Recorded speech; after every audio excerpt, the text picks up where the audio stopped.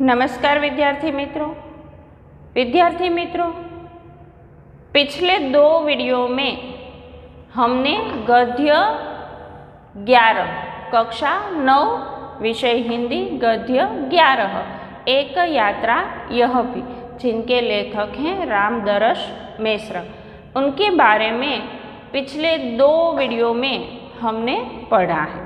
पिछले 2 वीडियो में हमने देखा कि किस प्रकार से लेखक और ऑटो वाला मोहन दोनों के बीच परिचय होता है, किस प्रकार से मोहन लेखक को घुमाने ले जाता है, अस्पताल पहुंचाता है, अपना नंबर भी देता है और ऐसा करते करते दोनों के बीच आत्मीय संबंध जो है वो बंध जाता है। दूसरे दिन जब लेखक और उनकी पत्नी दोनों जो हैं वो घूमकर वापस आते हैं शहर में, उसे ग्वालियर उसे घुमाकर मोहन वापस लेकर होटल पर आता है, तो लेखक और उनकी पत्नी उसे चाय पीने के लिए होटल पर बुलाते हैं। मोहन आता है और फिर वो अपनी जो कहानी है वो उसे लेखक को बताता है। वो लेखक को बताता है कि वो BA पास हैं, नौकरी की तलाश में इधर उधर भटक रहा था और एक दिन उसी प्रकार नौकरी की खोज में भटकते भटकते उसे एक अपने ही परिचित गांव की एक परिचित लड़की जो मिलती है, बहुत ही बदहवास सी थी, धिधियाती हुई मोहन से कहती हैं कि मोहन मुझे बचा लो। मोहन उनसे पूछता है कि क्या हुआ, तो लड़की कहती है कि मेरे माता पिता एक अधेड़ के साथ मेरी शादी कर रहे हैं, मैं कुएं में गिरकर अपनी जान दे दूंगी, लेकिन उस अधेड़ से शादी नहीं करूंगी। मोहन कुछ देर के लिए सोचता है, फिर कहता है कि अब क्या किया जाए, तो वो उसे पुलिस स्टेशन ले जाते हैं। वहाँ थानेदार के सामने उस लड़की की सारी सच्चाई बता देते हैं। थानेदार कुछ देर सोचता है, फिर कहता है कि अब क्या किया जाए, इस लड़की से FIR लिखवाकर अगर मैं रख दूँ, उनके माता पिता के खिलाफ शिकायत लिखवाकर उनके माता पिता को जेल के हवाले कर दूँ, तो उनके माता पिता जो हैं वो जेल में चले जाएंगे, लेकिन ये लड़की का क्या होगा। तो कुछ देर के बाद वो थानेदार मोहन से कहता है कि तुम्हारी शादी हो गई। मोहन कहता है नहीं। तो थानेदार कहता है कि तो तुम इस लड़की से शादी क्यों नहीं कर लेते। थोड़ी देर के लिए तो इस प्रस्ताव को सुनकर मोहन जो है उनके मन में विचार आया कि ये कैसे हो सकता है, मैं कैसे कर लूँ।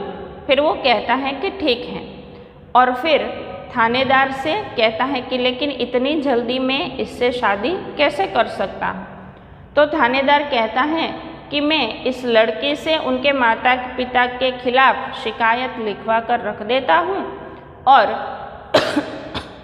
बाद में उसे नारी निकेतन में रख देता हूँ कुछ दिनों के लिए। तो 15 दिन के लिए उसे नारी निकेतन में रख दिया और उसके बाद एक मंदिर में उस थानेदार ने मोहन और उस लड़की की शादी करवा दी। उनके भाई भाभी को जैसे ही पता चला वो घर गए, तो मोहन के भाई भाभी ने उसे घर से निकाल दिया। घर से इसलिए निकाल दिया कि उनकी भाभी जो हैं वो मोहन की शादी उनकी बहन से करवाना चाहती थी। वो मोहन ने नहीं की, दूसरी लड़की से कर ली। और दूसरी बात ये थी कि जिस लड़की से मोहन ने शादी की थी वो उनकी जाति की नहीं थी। तो इनसे नाराज होकर उनके भाई भाभी ने इन दोनों को घर से निकाल दिया और लेखक आगे उनसे पूछते हैं, तो तुम लोग ग्वालियर आ गए। तो लेखक पूछते हैं कि क्या इसलिए तुम लोग ग्वालियर आ गए? आगे देखिए क्या कहता है। हाँ बाबूजी, आगरा में हमारा निबाह होना कठिन था। निबाह यानी गुजारा, निबाह यानी गुजारा अथवा तो घर खर्च निकालना, यानी आगरा में रहकर हम अपना घर खर्च नहीं निकाल सकते थे, तो इसीलिए हम लोग ग्वालियर आ गए।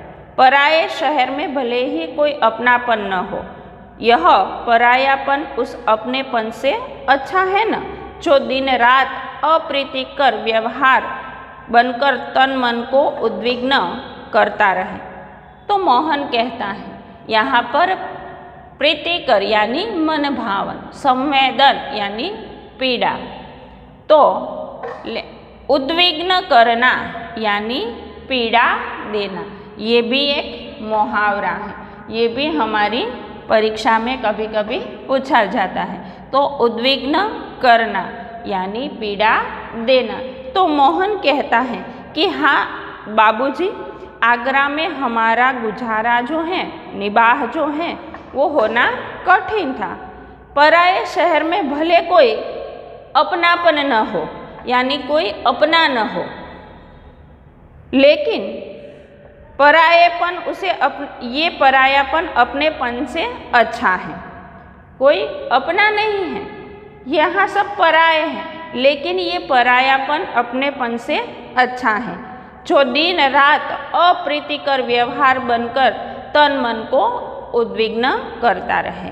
अप्रीतिकर यानी जो अच्छा न लगे ऐसा व्यवहार करके हमारे मन को पीड़ा देता रहे। तो ऐसे व्यवहार से हमारा मन जो है, उस मन को पीड़ा होती है। तो ऐसे अपनेपन से तो परायापन अच्छा है। हाँ सही कह रहे हो, लेखक कहते हैं कि ठीक बात है। तो यहाँ कोई नौकरी तो रखी नहीं थी, बस ऑटो का दामन थाम लिया और उसी के सहारे चल रहा है। तो मोहन कहता है कि यहाँ पर मेरी कोई नौकरी तो रखी नहीं थी, तो बस मैंने ऑटो चलाने का काम जो है वो सीख लिया और आज मेरा निबाह गुजारा इसी ऑटो के सहारे चलता है। वास्तव में तुम बहुत बड़े हो मोहन, लेखक कहते हैं कि हकीकत में मोहन तुम बहुत बड़े हो।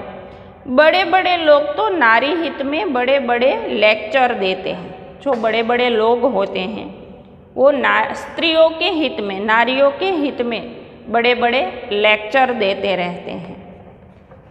लेख लिखते हैं, कविताएं लिखते रहते हैं, किंतु अपने व्यवहार में नहीं उतारते। नारियों के उद्धार के लिए ऐसे बड़े बड़े लोग बड़े बड़े लेख लिखते हैं, बड़ी बड़ी कविताएं लिखते हैं, किंतु अपने व्यवहार में उसे नहीं उतारते, वो उसका पालन नहीं करते।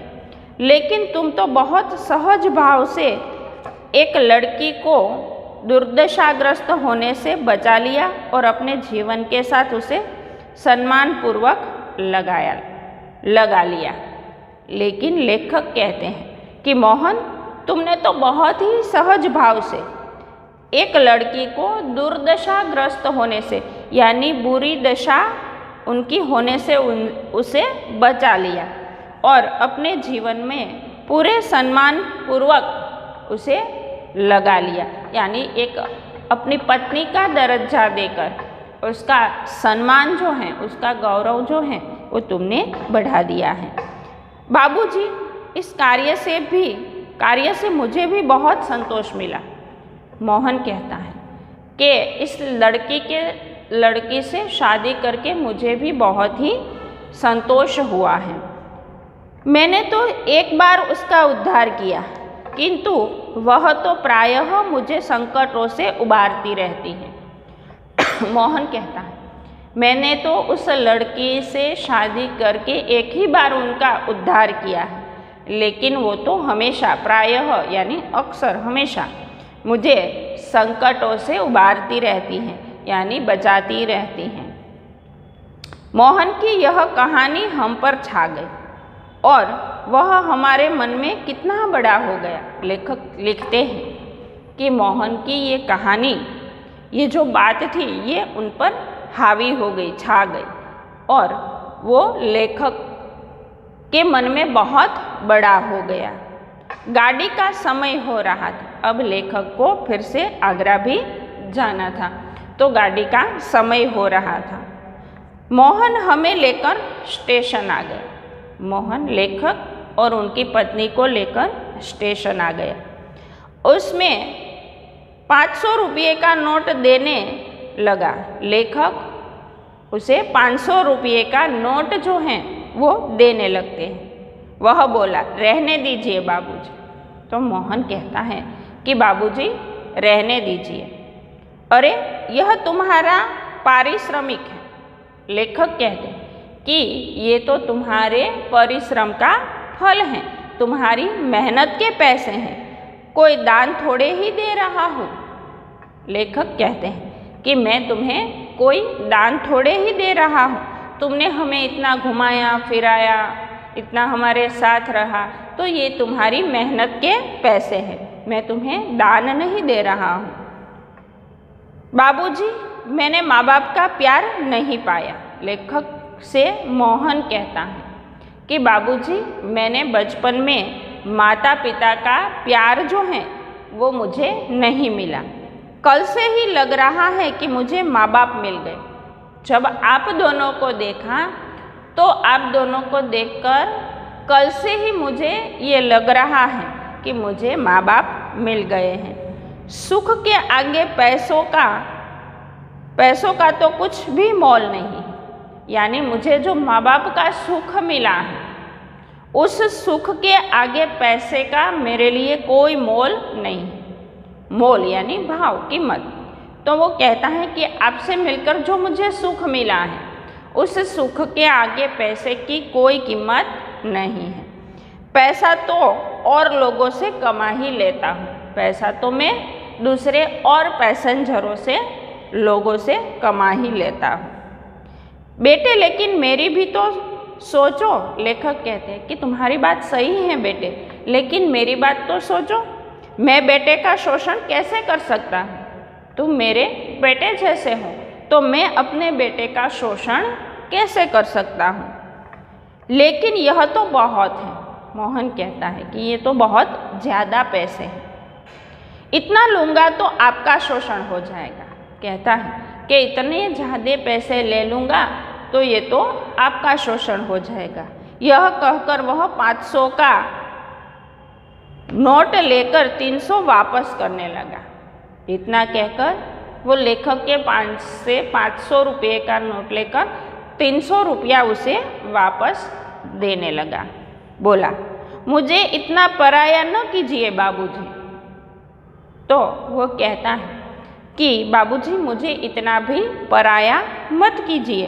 हाँ, जब भी ग्वालियर आइएगा मुझे बुला लीजिएगा। कहता है कि आप अब दोबारा जब भी ग्वालियर आए मुझे बुला लेना। फ़ोन नंबर तो आपके पास है ही। कहता है कि मेरा फ़ोन नंबर तो आपके पास अब है ही, लेकिन मेरी एक शर्त है। लेखक कहते हैं कि हाँ मैं बुला लूँगा, लेकिन मेरी एक शर्त है। वह क्या बाबूजी? मोहन पूछता है कि बाबूजी वो शर्त क्या है? ये 500 रुपये चुपचाप तुम्हें लेने ही पड़ेंगे, कुछ भी बोले बिना तुम्हें ये 500 रुपया रखना पड़ेगा। उसने 300 रुपये अपनी जेब में रख लिए। फिर मोहन ने 300 रुपये भी अपनी जेब में रख लिए, जैसे कह रहा हो, यह कैसी शर्त आपने रख दी बाबूजी? जैसे वो इस भाव से जैसे कह रहा हो कि बाबूजी आपने ये कैसी शर्त रख दी। कुछ क्षण बाद बोला, बाबूजी आपका फ़ोन नंबर तो मेरे फ़ोन पर आ ही गया है। कहता है कि बाबूजी आपका फ़ोन नंबर तो मेरे फ़ोन में आ ही गया है। कभी कभी फ़ोन करता रहूँ। फ़ोन करता रहूँ क्या? पूछता है कि क्या मैं कभी कभी आपको फ़ोन करता रहूँ? हाँ हाँ भाई, शौक़ से, मुझे अच्छा लगेगा। तो वो कहता है, लेखक कहते हैं, हाँ हाँ भाई क्यों नहीं, तुम शौक से फ़ोन करना, मुझे भी अच्छा लगेगा। लेकिन आपका नाम तो मैंने पूछा ही नहीं। मोहन कहता है कि ठीक है बाबूजी, मैं आपको फ़ोन तो करूँगा, लेकिन आपका नाम तो मैंने पूछा ही नहीं। लेखक कहते हैं, मैं हूँ सत्यकेतु और मेरी पत्नी है कामना। लेखक कहता है कि मेरा नाम है सत्यकेतु और ये है मेरी पत्नी, उसका नाम है कामना। और जब हम स्टेशन के अंदर जाने लगे तब वह आँखों में न जाने कितना अपनापन लिए हमें निहारता रहा। निहारना मतलब देखना। तो लेखक और उनकी पत्नी जब स्टेशन के अंदर जाने लगे तब न जाने मोहन आँखों में कितना अपनापन लिए उसे देखता रहता है, निहारता रहता है। तो विद्यार्थी मित्रों, ये था हमारा गद्य 11, एक यात्रा यह भी। मैं मानती हूँ कि आपने इसे अच्छी तरह से समझ लिया होगा। और अब आपको इनका जो स्वाध्याय है ये स्वाध्याय पोथी में लिखना है। विद्यार्थी मित्रों, इसके साथ साथ मैं आपके लिए कुछ ही दिनों में, 2-3 दिन में ये एक असाइनमेंट लिखकर भेजूंगी, उनका एक फ़ोटो जो आपको स्वाध्याय या असाइनमेंट के रूप में लिखना है। और उसके साथ साथ आपको इन स्वाध्याय के प्रश्न भी अपनी स्वाध्याय पोथी में लिखना है। और आज के लिए बस इतना ही। अगले वीडियो में हम दोबारा मिलेंगे, तब तक के लिए अस्तु।